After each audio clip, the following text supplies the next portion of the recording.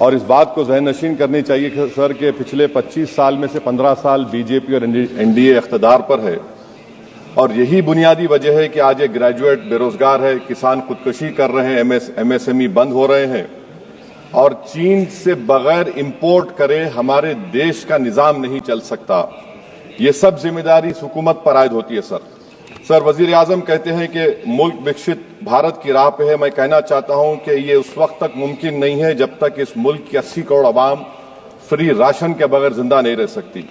विकसित भारत उस वक्त तक मुमकिन नहीं है सर जब हमारे देश की लड़कियां न्यूट्रिशन और तालीमी मौके उनको बच्चों की तरह नहीं मिल जाते। सर विकसित भारत उस वक्त तक मुमकिन नहीं है जब हमारे मुल्क के बच्चों को जो पढ़ना नहीं आता, प्रॉपर सेंटेंस नहीं लिख सकते। सर विकसित भारत उस वक्त तक मुमकिन नहीं है जब इस देश की बहुत बड़ी आबादी गरीब है, एब्जेक्ट पॉवर्टी में है। विकसित भारत इस वक्त तक मुमकिन नहीं है सर जब देश के 15% मुसलमानों को तालीम से, रोजगार से, सियासत, इंतजामी और गवर्नेंस से मजहबी तासुब की बुनियाद पर खारिज कर दिया जाता है। सर 2014 से रियल वेजेस में गिरावट आई है या स्टैग्नेशन हुआ है। हर साल 1.3% की कमी हुए, यानी हर साल वतन अजीज के शहरी गरीब होते हैं और बरसर इख्तिदार की जमात की दौलत में इजाफा होता है। 750 उन्होंने अपने नए पार्टी ऑफिस पूरे देश में खोले हैं और एक गरीब को पीएमएवाई में बगैर रिश्वत करप्शन के घर नहीं मिलता। सर तनख्वाहों में कमी, गिरावट से सबसे ज्यादा नुकसान मुसलमान, दलित और आदिवासी को है क्योंकि इनमें सबसे ज्यादा गरीब हैं।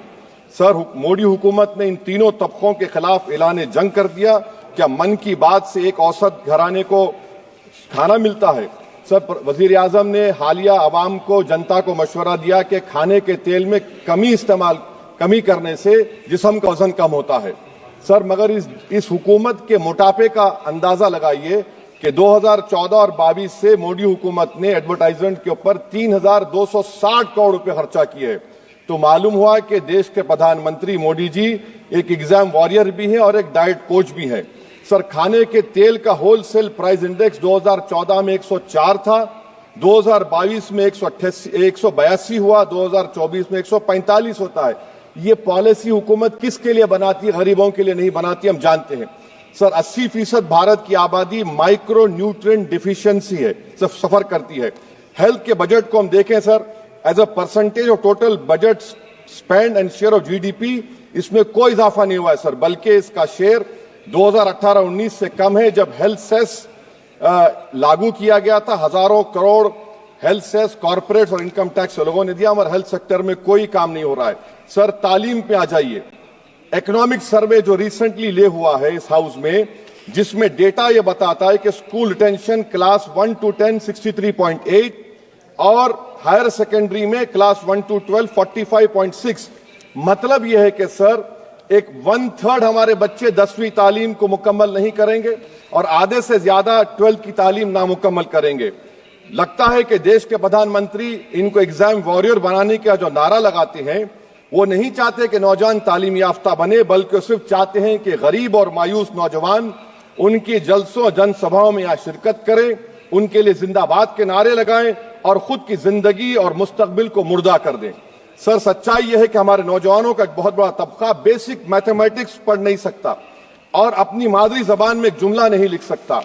सर जो सौतेला तासुब रवैया अक़लियतों के साथ हुकूमत कर रही है, इसकी मिसाल यह है कि वजारत अक़लियती बहबूद का बजट पिछले साल से कम हो गया है। सर मैं एग्जाम्पल दे रहा हूं आपको, जो pre matric, post matric, MANF, free coaching, interest subsidy education loan है, एलोकेशन फॉर एजुकेशन एम्पावरमेंट में जबरदस्त कमी आई है। सर पिछले साल 1575 करोड़ था सर, इस साल 678 करोड़ कर दिया गया है। सर सेंट्रल सेक्टर की जो स्कीम्स है जिसमें education, empowerment, skill development, PM विकास है, 2024 में 2120 करोड़ में से सिर्फ 770 खर्चा किए गए। सर 2025-26 में उसको 1237 करोड़ कर दिया गया। सर मैं ये सरकार अक़लियतों को और खास तौर से मुसलमानों को मुकम्मल नजरअंदाज कर दी गई है। प्री मैट्रिक स्कॉलरशिप सर पिछले साल 326 करोड़ में से 90 करोड़ रुपए खर्चा किए गए। पोस्ट मैट्रिक में इस साल 65% कमी कर दी गई, सिर्फ 413 करोड़। मेरिट कम मीन सर 33 करोड़ से 7 करोड़ कर दिया गया है। कौमी वक्फ बोर्ड तरक्याती स्कीम शहरी विकास संपत्ति सर 2023-24 में 17 करोड़ में 8 करोड़ दिए गए, 1 करोड़ खर्चा हुआ। 2024 में 16 करोड़ सिर्फ 3 करोड़ रुपए दिए गए। इस साल 13 करोड़ रुपए दिए गए हैं। तो इससे अंदाजा होता है कि हुकूमत वक्फ की जायदादों को आमदनी का जरिया नहीं बनाना चाहती, उसको बर्बाद और खत्म करना चाहती है। सर स्किल डेवलपमेंट में हमारी दोहर उस्ताद नई मंजिल बिल्कुल खत्म करके रख दिया। अब टेक्सटाइल इंडस्ट्री बर्बादी के दहाने पे आ गई सर। 2016 तक भारत में सबसे ज्यादा रेडीमेड गारमेंट्स हम एक्सपोर्ट करते थे, आज उसमें 14% कमी आई, बांग्लादेश हमसे आगे चला गया। सर मैं एक मिसाल दे रहा हूं, मालेगांव में पावरलूम इंडस्ट्री में जो रोजगार देते हैं, ना उस पावरलूम इंडस्ट्री के लिए ना उसमें लेबरर के लिए कुछ बजट में रखा गया है। RODTEP, ROSCTL में एक्सपोर्ट प्रमोशन की पॉलिसी नहीं बनाई गई। ग्रुप इंश्योरेंस और GIS को क्यों बंद किया गया इन पावरलूम इंडस्ट्री के लिए? और फिर सर PLI स्कीम के बहुत बड़े दावे किए जाते हैं। ये PLI स्कीम प्रो कॉर्पोरेट है, जबकि इसको प्रो माइक्रो होना चाहिए था। मालेगांव की पावरलूम इंडस्ट्री के लिए इंफ्रास्ट्रक्चर डेवलपमेंट है। ये तासुब और सौतेला सुलूक मालेगांव पावरलूम और इंडस्ट्री से कब तक चलेगा? सर डेडलाइन, मोदी जी ये गवर्नमेंट डेडलाइन देती है। मेक इन इंडिया का वादा था सर, 100 मिलियन जॉब्स, 12 से 14% ग्रोथ। हकीकत क्या है सर? सिर्फ 6% ग्रोथ है। मैन्युफैक्चरिंग एम्प्लॉयमेंट में सर 12.6 2011-12 में था, वो गिरकर 11.4 हो गया 2022-23 में।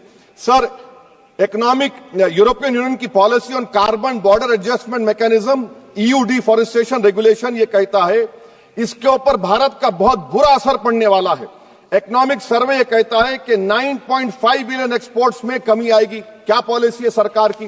सर अनक्लेम डिपॉजिट्स देखिए सर, 2023-24 में LIC में 3,70,000 maturity claims are lying unclaimed, 880 crore के। EPFO 2023-24 में 8,500 crore is lying unclaimed in 21 lakh inoperative accounts. Is this being done deliberately to shore up the government supply? Why is the middle class being made bali ka bakra, sir?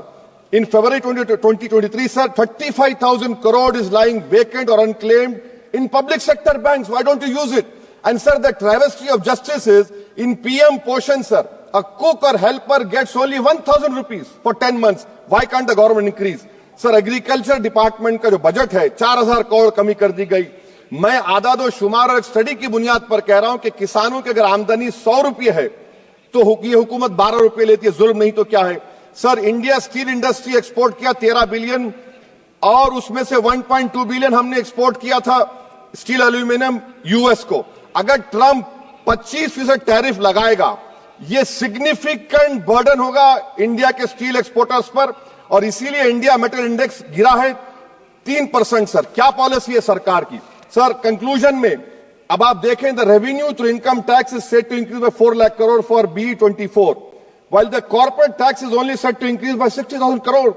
Despite corporate profitability an all-time high, while wage growth remains subdued, the share of income tax in total revenue has risen to 22.7% in financial year 19 to 33% in 25. While the share of both GST and corporate tax declined.